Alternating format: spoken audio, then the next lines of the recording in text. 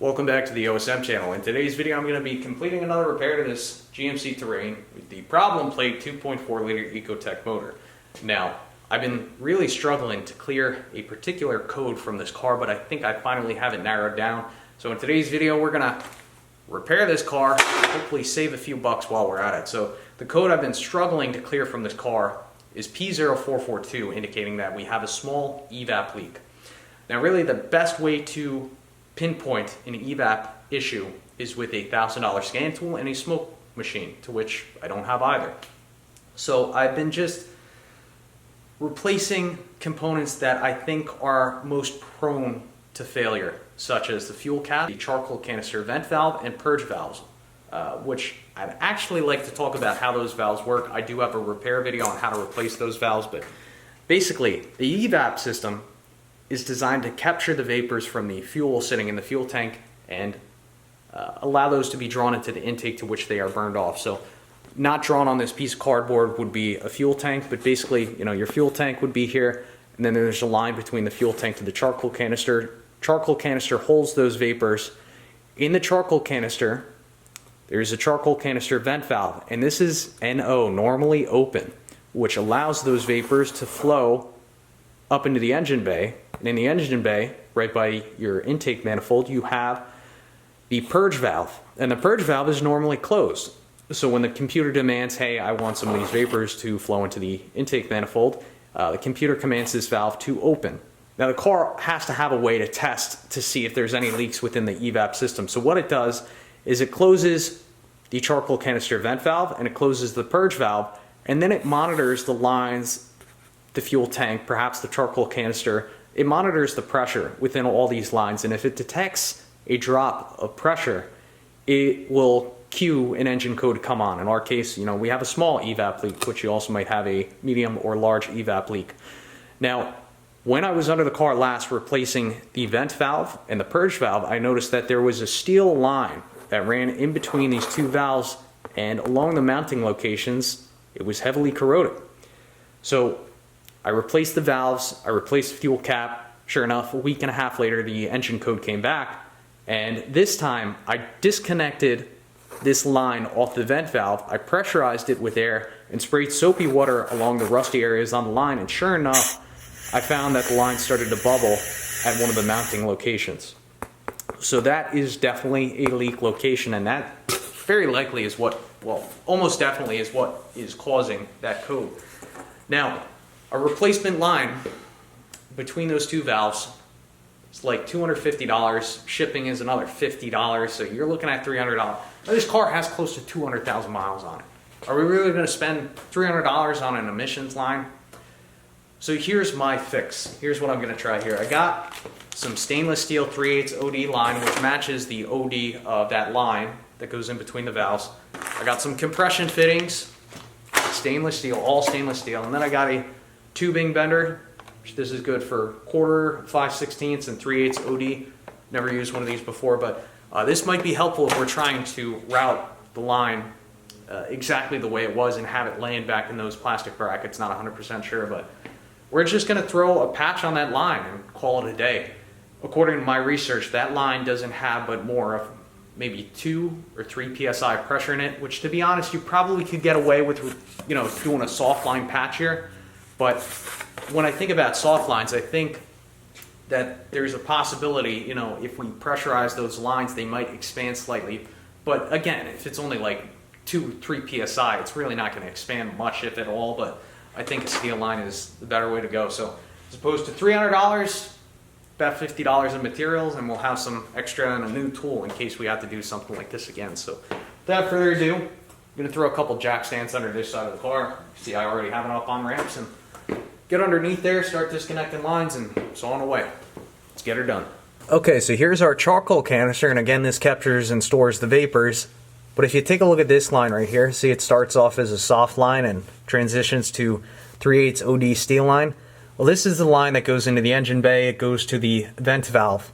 And if you take a look at where it mounts to the frame with these plastic brackets, this isn't the bad one here, but got that piece of tape in the way, but you can see that if you live in the Northeast, the salt belts here, that's an area where rust likes to collect, and that in turn damages the lines. Let me see if I give you another angle here. So this is the same line, you know, just a little bit further down, and you can see, I mean, this is literally falling apart. So what we're gonna do just ahead of this, I'm gonna cut the line here. We'll deburr the inside of it, sand the outside, throw a compression fitting on here, and then just run new line going back and try and connect it in. I think that's a lot cheaper than you know, buying a new $300 line. Not to mention, I'm not sure how much of a nightmare it'd be to try and work this line up into the engine bay, because this line, you know, it's probably like a 5 or 6 foot long line and snakes up into the engine. So yeah, we'll just stay on course here. I've got to see if I can get these brackets undone. So I want to show you how to uncouple these plastic holding brackets you're going to have. I think 5 of these you're going to have to uncouple, but right-handed pick is going to be your best friend. Notice that there's a clip right there. So you're going to sneak a right-handed pick under there, pop that out. Now there's a second one right here. So what you have to do, you have to come up, work it apart, pull down. Let's see. There's our clip, and then this will fold right out of the way. What's interesting, the brake lines actually look just fine, but for whatever reason, this EVAP line at every holding bracket is just not in great condition. This one isn't terrible, but planned obsolescence.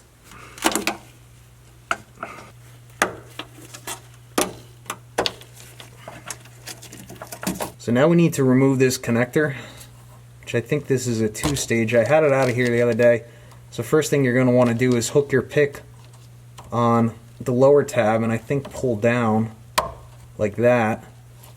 Then what we need to do, we need to push on this tab. You see it goes up just a little bit like that, and then try and slide it off. Let's try a small pair of channel locks.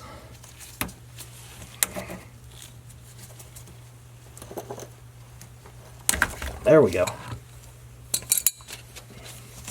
Okay, small pair of channel locks. What is the key here? Okay, so this is the location where the line is definitely leaking. There is a bracket ahead of this as the line starts to turn up into the engine bay. But I think what we're going to do, we're going to pop this out. We're going to try and cut the line, perhaps right here, maybe a little bit ahead of the rust. And this is where we're going to put our compression fitting. We'll probably have to skip this bracket when we install the splice, you know, the new line section in, which is fine because it really doesn't need as many brackets as what it has, but this definitely has to go. So yeah, we'll plan on cutting her right about here.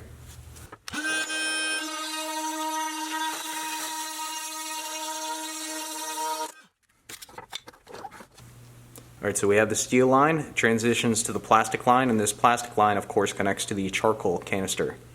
So I've actually peeled back some of the jacket where this plastic line mates to the steel line to give me a little bit more surface, a little bit more clean surface. You can see it gets rusty pretty quick, pretty heavy. There's actually, I believe this is actually where one of the first mounting brackets clamps onto the steel line. So I'm trying to reveal as much fresh metal as possible to give me the best shot at a successful repair here. But what we're going to do here momentarily, I have some sanding cloth. We're going to sand this down, get this all clean. Even when you're using compression fittings, very important that you get your pipe clean. I also have a pipe cutter. We'll cut this nice and clean, ream the inside to remove any burr. Then we will install our compression fitting.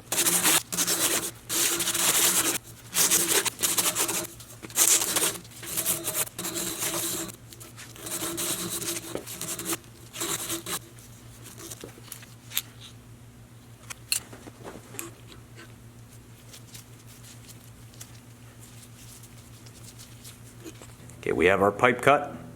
On the pipe cutter, there's a reamer. Just give this a couple twists. Remove any burrs. That's looking pretty good. Here's a better look at how the compression fittings kind of assemble together. So you have your coupler, ferrule, and then there's another ring, which I believe the purpose of that ring is to provide even and equal pressure on the ferrule as it crushes. I may be incorrect there, but it's important that you get the positioning of the ferrule and the ring correctly. So I just wanted to show you that. Alright, let's install one of these compression fittings. So first thing is our nut, followed by this piece. It puts pressure on the ferrule. That's how it should go. Slide that in. Should go right on. It's a tight fit, I guess that's good. We have our ferrule. Then our fitting itself. So we'll push this back. Now because I don't have much area to work with, you know, as I start to thread this on, I need to push this back.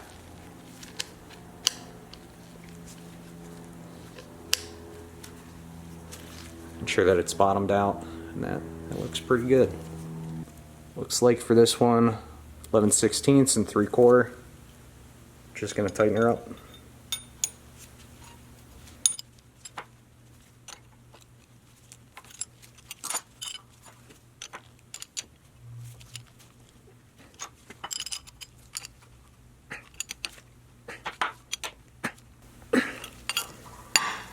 That's good and tight.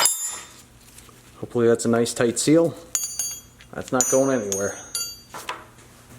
So here's my new 3/8 stainless line, 3/8 OD. So what I'm going to do, I'm going to straighten out a piece about a foot longer than the piece I have here to give me a little bit of room to work with. Just get it ready to go so when we go under the car, it should be pretty close to the size we need. Of course, we're going to have to bend it and get it where it needs to be.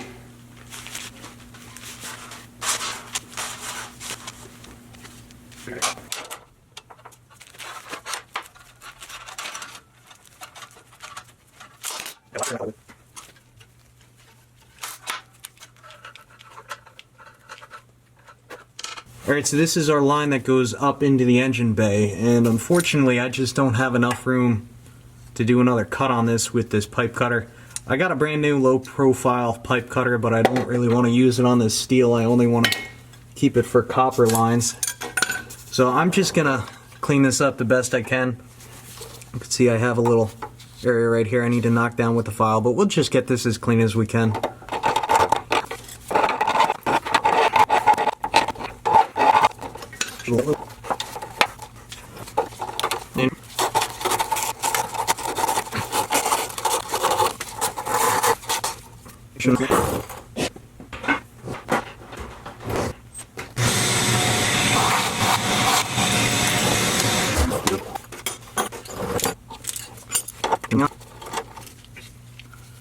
Again, first our compression nut,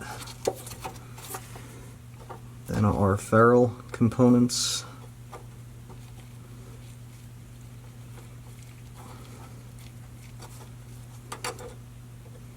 might have to sand this down just a little bit more. It should go.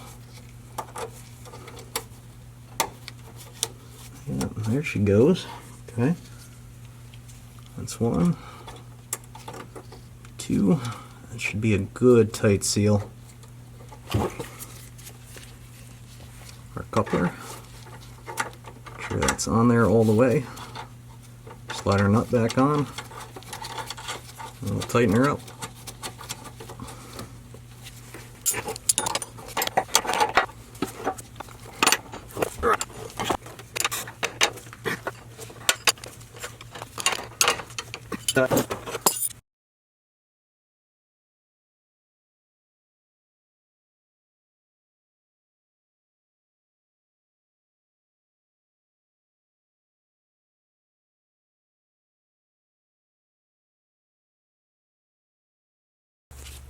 Alright, so I have the forward compression fitting in. I actually ended up using that pipe bender. It worked out alright. It took some practice. I'm not really going to teach you how to use it. Maybe I'll show you a few tricks off camera, but I really kind of had to learn how to use them myself. But you may notice that there's a piece of rubber half-ass zip tied in here. Well, the purpose of that, this compression fitting was hitting this other line that goes back. That's probably our fuel line, actually. So because this was making contact to prevent these two from chattering and wearing into one another, that rubber and a couple of zip ties was my quick fix. But we are in this bracket as well as this bracket. There's two more back here, which I'd have to adjust the light around for you to be able to see them. But I'm gonna miss the final two brackets, and we're just gonna have to figure out this final compression fitting back here. It shouldn't be too bad. Alright, so here's our line, our compression fitting, and I connected this hose back to the charcoal canister. And now what I have to do now is figure out how I'm going to cut this, because I clipped the forward brackets in, so I'm not sure if I have enough clearance to get that pipe cutter all the way around there, which I'm thinking I don't for this one. Oh shoot, I might have to take my low profile one out, even though I don't really want to use it for this, but you gotta do what you gotta do. Alright, here's my precious brand new low profile pipe cutter. I'm just gonna use her.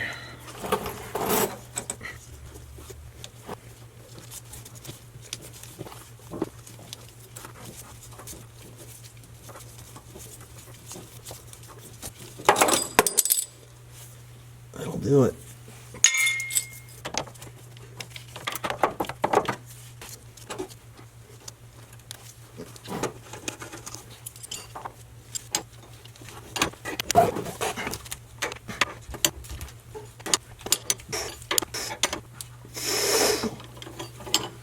Alright, that should be good there. Final thing, we just got to get a little zip tie here. That should be that.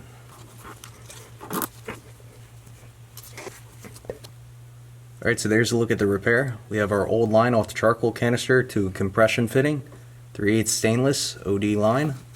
We missed these two brackets, but we did secure this connection here with the zip tie. We hit the other three brackets.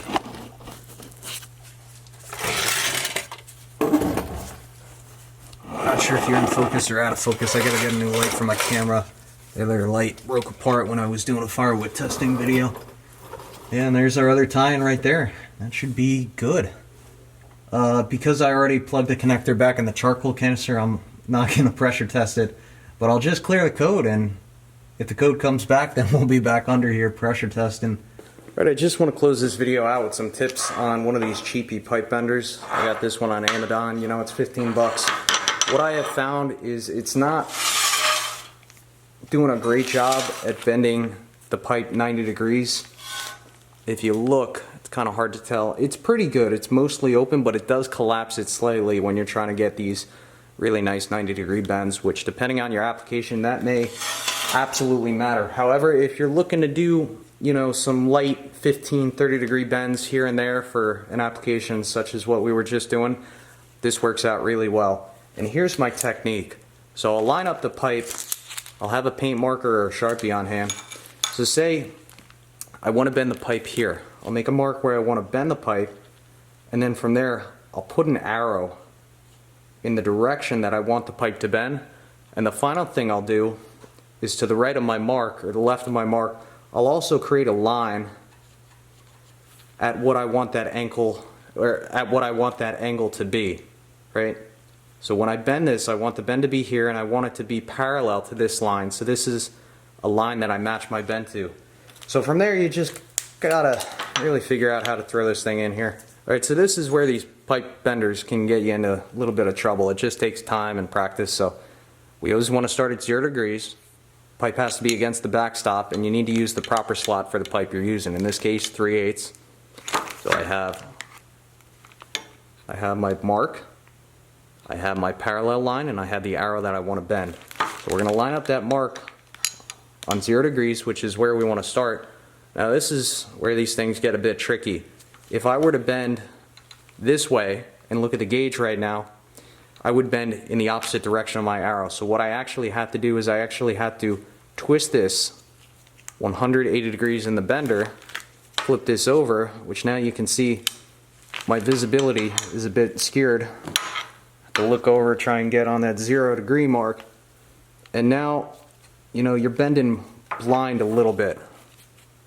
So it's hard, well, you're not going to be able to see, but my starting mark's there, my arrow's going in the right direction, so we'll bend this a little bit. It does take a bit of pressure. starting to bend. And then you could always start a little bit, stop, pull it out. You see I got that bend, and now I'm just checking to see if that bend is parallel to my parallel line, to which that is pretty darn close. Sorry, the camera work today has been pretty atrocious, but that's all I got for you. I think that's a good repair. Anyway, I'd like to thank you for watching. If you're interested in the tubing, pipe bender, or compression fittings, I'll leave links in the description down below. Thanks for watching. Catch you in the next one.